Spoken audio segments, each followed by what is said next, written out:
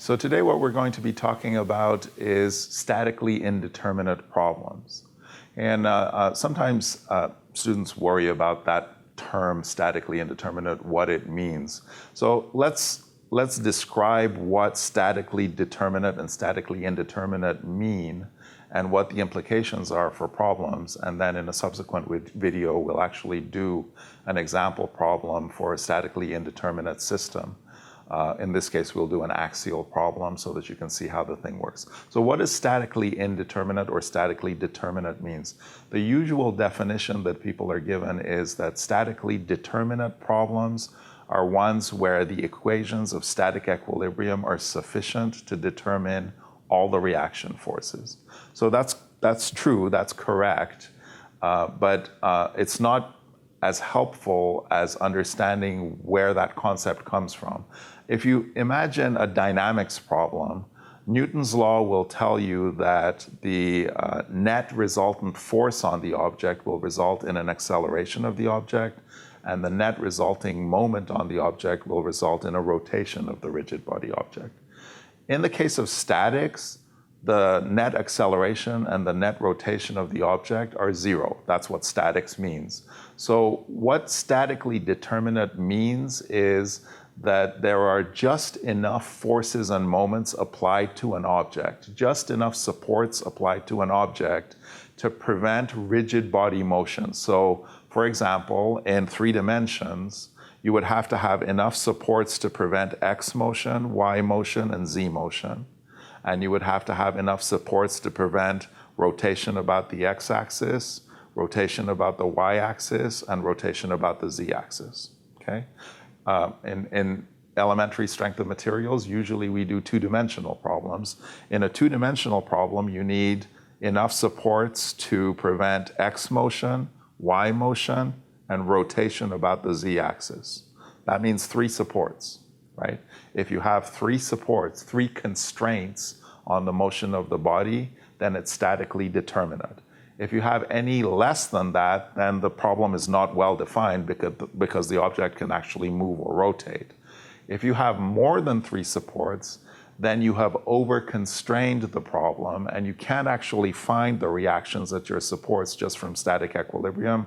You'll need to refer to something else. Usually what it means is that your object's deformation is going to determine the reactions at the various supports. So for example, the elasticity of the object will become important in cases where it's statically indeterminate.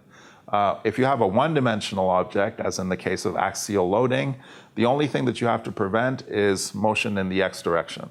So a single support will prevent that motion. Anything more than a single support, and you have a statically indeterminate problem. So in the case that we're going to be doing in the next video, we're talking about axial motion. Let's say a rod that is heated up and then it's constrained on both ends. I only need one constraint to prevent the rigid body motion, which is the x direction motion of my rod. So if I constrain my rod on one end and then I heat it up, that's perfectly well defined. The reaction at the constraint is well defined and calculable from statics. And the expansion of the rod is calculable from your thermal expansion equation. But now let's say I take that rod and I sandwich it between 2 supports, 2 walls or 2 pin connections or something like that. I only needed one of those to prevent the X motion. The second one that I put on there is an additional constraint.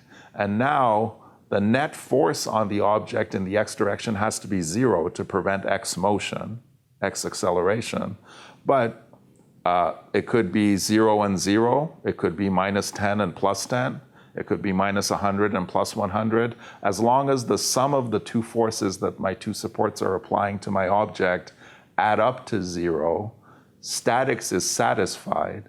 But which of that combination of forces is actually in place, that I need to calculate by taking into account the elasticity of the object or the deformation of the object. And that's where statically indeterminate calculations come in. And in all of those instances, the way you solve the problem, or one really good way of solving the problem, is by removing supports until you have a statically determinate problem. every support that you remove, you replace with an unknown force. And then you can go through and calculate what that unknown force has to be in order to make the problem work out after the fact. And so we'll do examples of that. We'll do an example including a statically indeterminate axial member, and we'll do an example including a statically indeterminate beam in deformation. And in both of those cases, the general approach is the same, which is to remove supports until the problem is statically determinate, solve it as if it's a statically indeterminate problem, but with now unknown forces and moments applied. And then at the end, you find those forces and moments by imposing the original constraints that the removed supports used to provide to the object.